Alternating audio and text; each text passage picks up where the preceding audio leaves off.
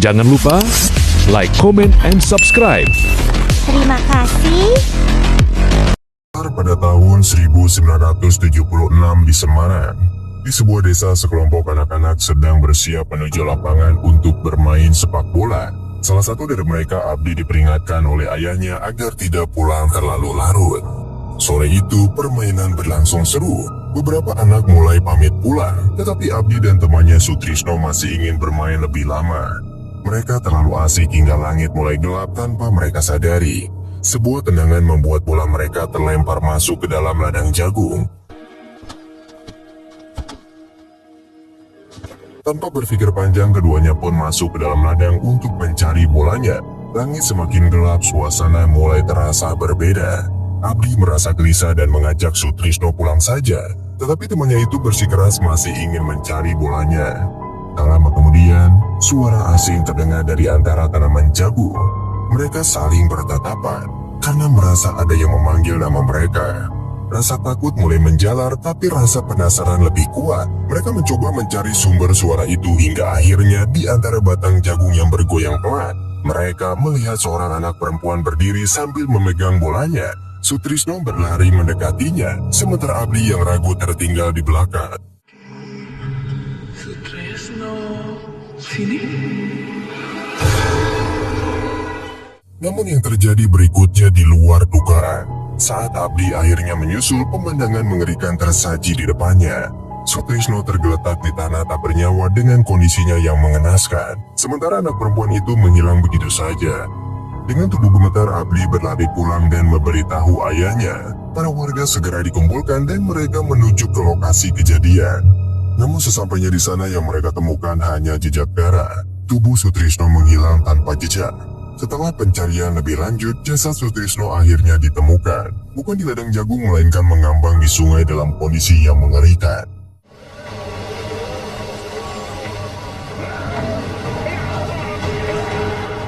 Keesokan harinya, ayah Sutrisno yang masih sangat emosi datang langsung ke rumah Abdi dengan kemarahan yang meledak-ledak. Ia menuduh Abdi sebagai penyebab kematian anaknya. Namun ayah Abdi dengan tegas membela anaknya, meminta agar tidak menuduh tanpa bukti. Sementara Abdi sendiri masih trauma berusaha menjelaskan bahwa anak perempuan itulah yang telah membunuh Sutrisno. Tapi ayah Sutrisno tidak percaya dengan cerita itu. Perempuan itu yang mukul kepala Sutrisno pakai batu. Saat suasana semakin memanas, seorang tetua desa bernama Pak Sabdo datang. Ia dikenal sebagai orang pintar di kampung itu. Dengan tenang ia mengatakan mempercayai cerita Abdi. Pak Sabdo melanjutkan bahwa anak perempuan yang mereka lihat bukanlah manusia biasa. Namanya adalah Sumala, sosok yang sudah lama meneror desa ini hingga mendapatkan julukan si anak iblis. Pak Sabdo lalu mulai menceritakan awal mula teror ini terjadi. Tunggu, ternyata anak itu masih ada. Cerita pun mundur jauh ke tahun 1947, tepatnya 29 tahun yang lalu. Di masa itu, seorang perempuan bernama Sulasri tinggal di desa bersama suaminya, seorang pria keturunan Belanda bernama Sujimat. Mereka berdua telah lama menikah namun belum juga dikaruniai anak. Saja istriku seperti Sulastri, setidaknya aku sudah mempunyai 8 anak. Suatu pagi, Sulasri pulang ke rumah setelah membeli jamu kesuburan. Dengan penuh harapan, ia memberitahu Sujiman bahwa mungkin dalam beberapa bulan ke depan mereka akan memiliki keturunan. Namun bukannya senang, Sujiman justru menunjukkan ekspresi yang tidak puas. Ia memotong pembicaraan dan meminta Sulasri mencari cara lain. Dari percakapan ini jelas bahwa Sujiman sangat menginginkan keturunan dan ia mulai kehilangan kesabaran. Ketegangan di antara mereka berdua semakin memuncak. Sujiman memperingatkan Sulasri bahwa jika dalam 1 tahun ke depan ia masih belum bisa memberinya anak, maka Sujiman akan menikah lagi. Sulasri hanya bisa terdiam, hatinya hancur dengan air mata yang menggenang. Saya harus menikah lagi. Ia pun keluar rumah untuk sekedar menenangkan diri. Di saat itulah Sulasri tak sengaja mendengar percakapan 2 warga desa yang membicarakan tentang Mak Tukina, seorang dukun yang dipercaya bisa memberikan keturunan. Warga itu mengatakan bahwa banyak orang yang telah bersaksi bahwa bantuan dari Mak Tukina benar-benar manjur. Karena keinginannya yang begitu kuat, Sulasri pun akhirnya memutuskan pergi ke tempat tersebut. Ia ditemani oleh Mosom dan harus menyeberangi ke desa dengan menggunakan perahu kecil. ibu tua yang katanya iso ngasih keturunan. Setelah perjalanan panjang, mereka berdua pun akhirnya tiba di rumah Mak Tukina. Sulastri masuk seorang diri. Tukina menyebutnya dengan tatapan tajam. Dia mengatakan bahwa jika Sulastri ingin meminta bantuannya, maka itu tidak akan seperti dukun biasa. Ilmu yang digunakan Tukina adalah ilmu hitam. Sulastri harus menjalani sebuah ritual berat yang akan mengikat dirinya dengan Tuan Mak Tukina. Ketika Sulastri bertanya siapa yang dimaksud tuannya, jawaban Tukina mengejutkannya, yaitu iblis. Jika Sulastri setuju, ia akan dikaruniai anak kembar. Yang satu akan lahir sebagai manusia biasa, cantik dan baik hati, sedangkan yang satunya lagi berwujud buruk rupa dan berasal dari golongan bangsa jin. Ketika mereka lahir, Sulastri dan Sujiman harus menjaga kedua anaknya hingga berusia 10 tahun. Setelah itu, anak dari bangsa iblis akan diambil kembali oleh pemiliknya. Namun jika mereka mengabaikan perjanjian atau menelantarkan anak tersebut, kutukan akan menimpa kepada seluruh keluarga mereka. Tuan siapa? Iblis. Dengan berat hati, Sulastri akhirnya menyetujui ritual tersebut. Tukina mulai berdoa kepada iblis, memulai ritual yang menegangkan. Sebagai bagian dari upacara, Sulastri dipaksa meminum darah sebagai penutup ritual. Tak lama setelah itu tubuhnya mulai kejang-kejang seperti kerasukan. Ketika kesadarannya kembali, perutnya sudah mulai membesar. Tukina tersenyum dan berkata, dalam 2 bulan lagi kau pasti akan hamil.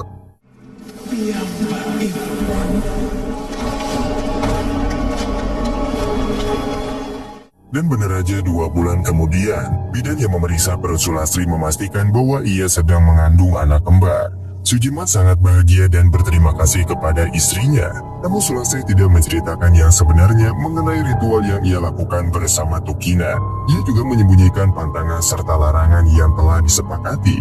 Sulastri kemudian bertanya kepada suaminya mengenai nama anak yang cocok untuk anak-anak mereka nanti. Sujiman memberikan nama Kumala untuk anak pertama, sementara Sulastri memilih nama Sumala untuk anak keduanya. Dengan penuh kebahagiaan, Sujiman memanggil ajudannya bernama Sukir dan menyuruhnya untuk menyampaikan kabar baik ini kepada seluruh penduduk desa bahwa Tuan Putri sedang mengandung calon penerus keturunan Sujiman. Beberapa bulan kemudian, malam itu Sulastri bersiap untuk melahirkan. Dalam proses persalinan, ia seakan melihat sosok iblis yang sudah menunggu kelahiran anak itu. Akhirnya bayi pertama lahir. Tapi ia tidak langsung menangis, membuat semua orang khawatir. Proses persalinan pun dilanjutkan kembali. Tak lama bayi kedua lahir dan tangisannya terdengar hingga ke telinga Sujiman. Saat melihat bayi pertama, Sujiman bertanya mengapa bayi itu tidak menangis. Namun ketika melihat bayi yang kedua, ekspresinya berubah menjadi jijik. Ia bertanya-tanya makhluk apa yang telah lahir itu. Tidak hanya buruk rupa, suster juga mengonfirmasi bahwa bayi tersebut mengalami cacat.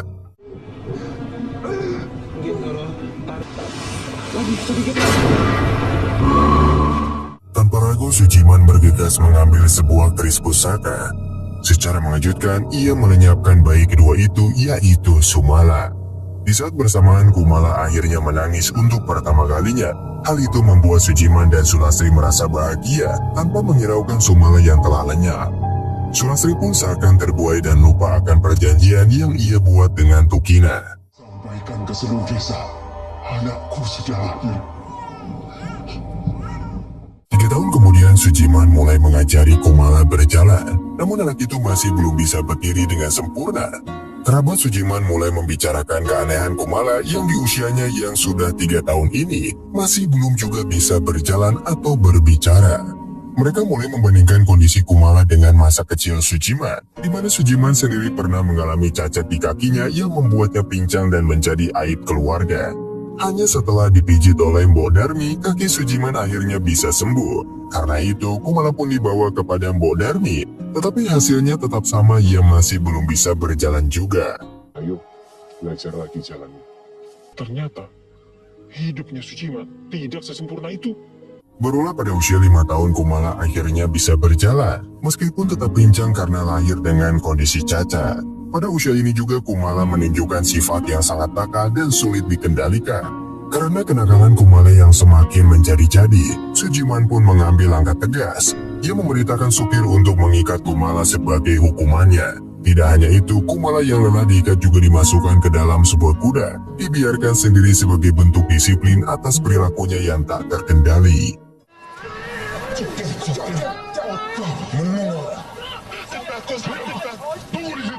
Singkat cerita, Kumala yang kini telah berusia 8 tahun, namun karena kenakalannya yang terus berlanjut serta kekurangan fisiknya, Sujiman semakin menganaktirikan Kumala, bahkan terkadang Kumala tak dianggap sebagai anak mereka sendiri.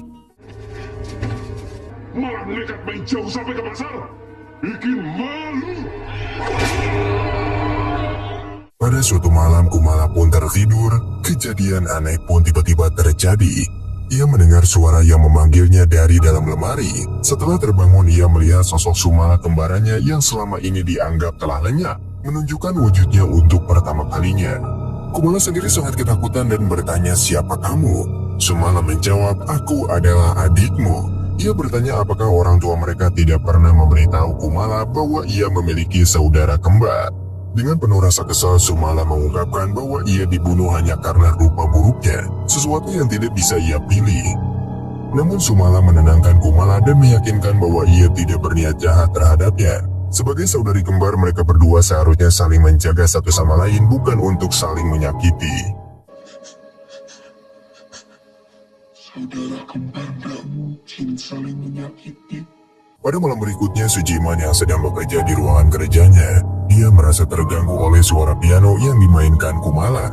Merasa kesal, ia keluar dari ruangannya dan tanpa basa-basi langsung menampar anaknya. Sulastri hanya bisa melihat kejadian itu tanpa berani melarainya. Sujiman kemudian menyuruh Mbok Sub untuk membawa Kumala. Namun kali ini sesuatu yang berbeda. Kumala menatap ayahnya dengan penuh kebencian. Dengan amarah yang membara, ia masuk ke dalam ruang kerja ayahnya dan secara tiba-tiba, Kumala menyerang tangan ayahnya. Apa nih? Akibat kejadian itu, keesokan harinya Sujiman menghukum Sumala dengan mengikatnya di sebuah tiang di tengah hamparan tanaman jagung. Dengan suara tegas, ia memperingatkan Kumala bahwa jika ia berani berbuat seperti itu lagi, maka setiap hari ia akan dihukum dengan cara yang sama. Lalu pada suatu malam, Kumala ditemukan telah menghilang dari gedung tempatnya dikurung. Ternyata ia pergi untuk membalas dendam kepada teman-temannya yang selama ini selalu mengejeknya.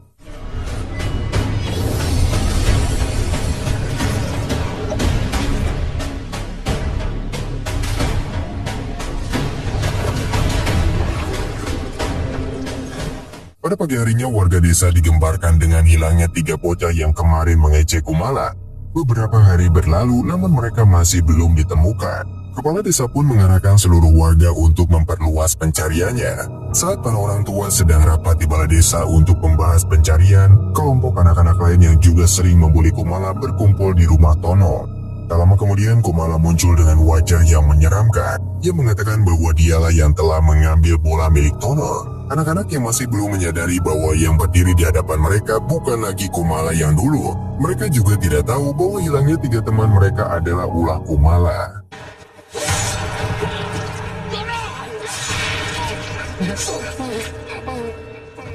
Malam itu berubah menjadi malam penuh teror, di mana Kumala melampiaskan kemarahannya dengan menghabisi semua bocah yang selama ini telah menghinanya. Para warga kembali digembarkan dengan penemuan mayat bocah-bocah yang hilang. Mayat-mayat itu ditemukan di berbagai tempat.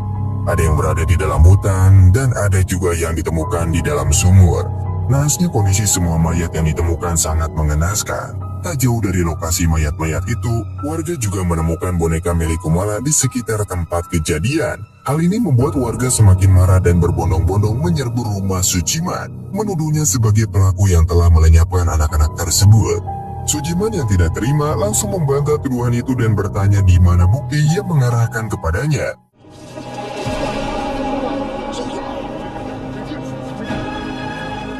Salah satu warga kemudian menunjukkan boneka yang ditemukan di hutan dan menyatakan bahwa jika bukan Sujiman maka pasti Kumala yang menjadi pelakunya. Namun Sujiman tetap percaya bahwa anaknya tidak mungkin melakukan hal seperti itu.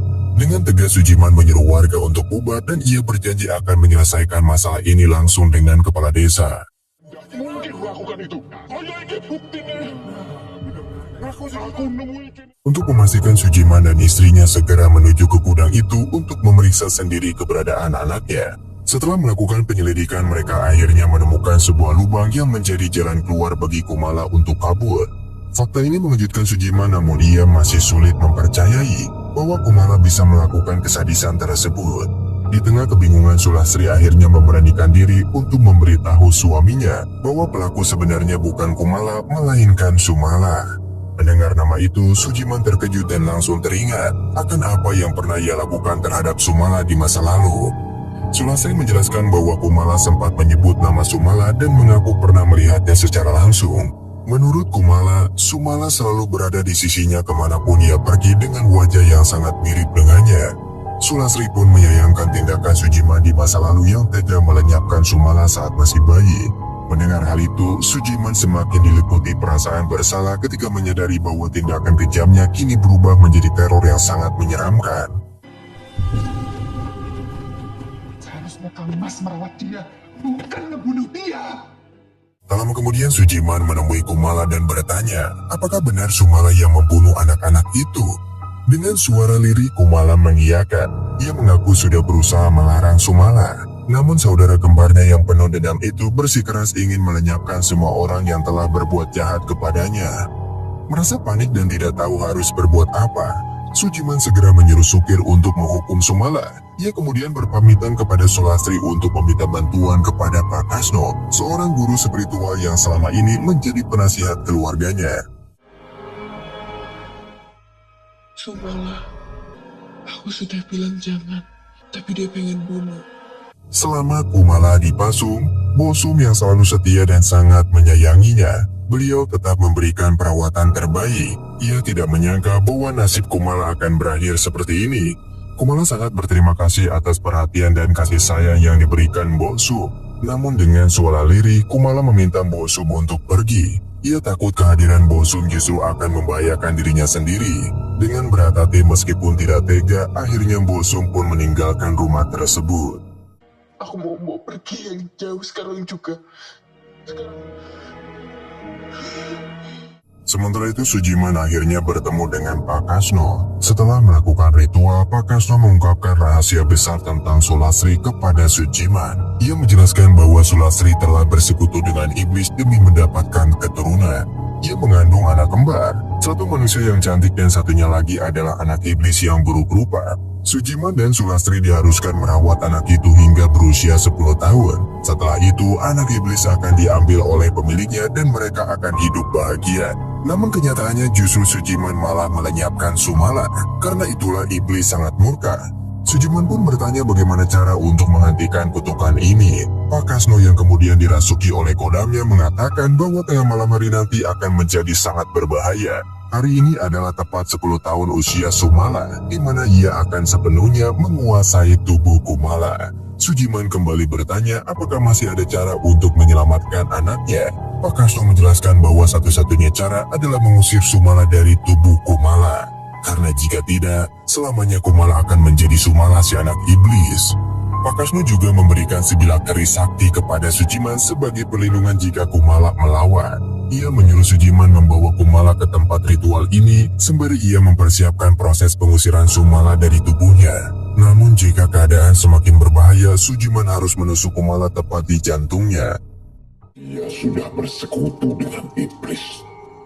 Terus, atas pundi, Pak? Di sisi lain, supir yang menjaga Sumala dikejutkan saat melihat Kumala lepas dari ikatannya dan berdiri di luar kandang. Sebelum ia sempat beraksi, Kumala menyerang Sukir, mencekiknya dengan tali dan hampir menikamnya dengan sebilah pisau. Sukir sontak berlari ketakutan ke dalam rumah, namun Kumala tetap mengejarnya dengan niat menghabisinya. Saat Sukir masuk ke dalam rumah, ia mencoba bersembunyi, tetapi Kumala berhasil menemukannya. Dengan tatapan kosong, Kumala melemparkan pisau ke arah Sukir hingga ia terkapar sekarat. Meskipun Sukir meminta maaf, Kumala tetap melenyapkannya dengan cara yang sangat brutal.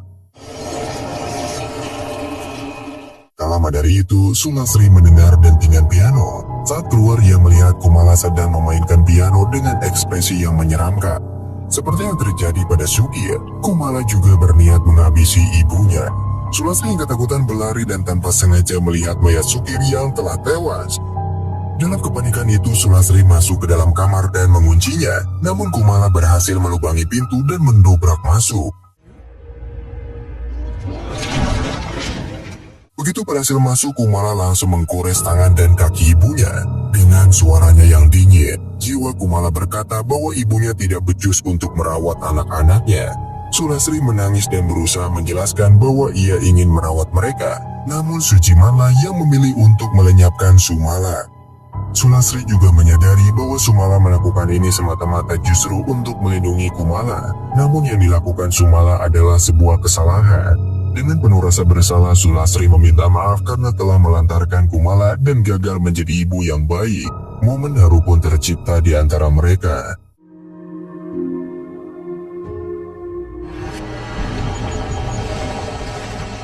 Namun tak lama kemudian, Sumala kembali merasuki tubuh Kumala sepenuhnya dan tanpa ragu melenyapkan Sulastri dengan cara yang kejam. Di saat yang bersamaan, Sujiman tiba di rumah dan melihat kengerian yang telah terjadi. Ia menemukan Kumala duduk di sebuah kursi dengan wajah ketakutan, sementara Sumala tampak berdiri di belakangnya. Kumala memohon kepada ayahnya untuk membantunya, namun semuanya sudah terlambat. Sumala kembali masuk ke dalam raga kakaknya untuk menguasai seluruh tubuhnya.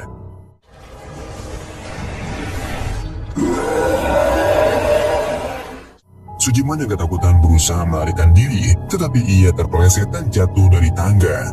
Dengan menahan rasa sakit, ia bergegas keluar rumah dan membunyikan kentungan darurat untuk memanggil para warga. Tak lama kemudian para warga berkumpul di halaman rumah Sujiman. Dengan nafas tersengal, ia memberitahu mereka bahwa Sukir dan Sulastri telah meninggal dunia. Mendengar hal itu, para warga yang marah berbondong-bondong masuk ke dalam rumah untuk mencari pelaku tersebut. Namun mereka tidak menemukan siapapun di dalam sana.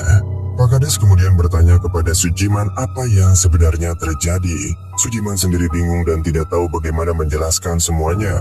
Ia hanya tahu satu-satunya yang ada di dalam rumah tadi adalah Kumala. Pak Kades yang mendengar pernyataan itu menjadi curiga, apakah mungkin Kumala yang melakukan semua ini? Sujiman semakin sulit untuk memberikan penjelasannya. Ia tidak bisa mengungkapkan kebenaran tentang Sumala tanpa terdengar gila di depan para warga. Sementara itu suasana semakin tegang. Warga pun mulai mencari keberadaan Kumala yang kini menghilang entah kemana.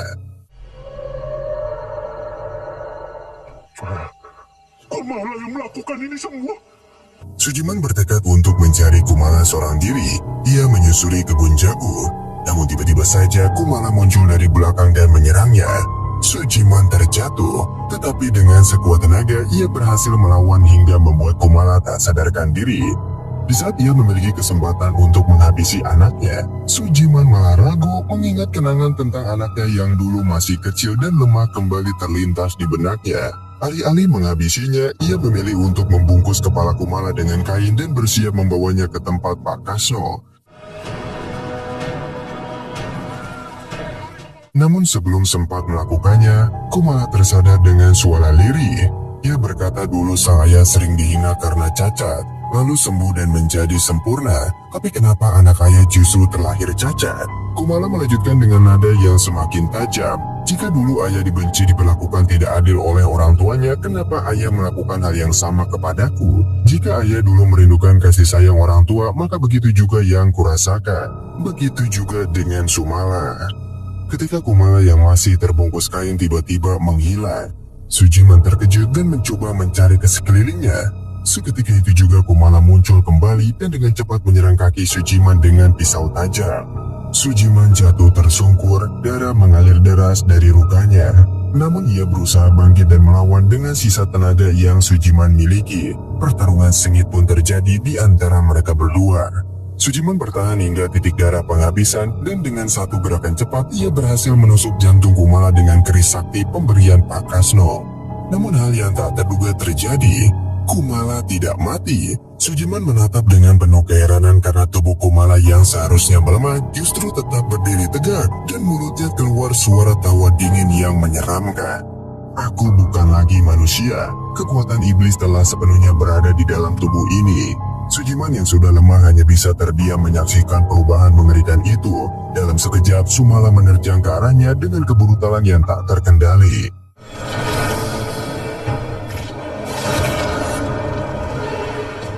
Keesokan harinya warga kembali berkumpul. Mereka masih belum menemukan jejak Kumala ataupun Sujima.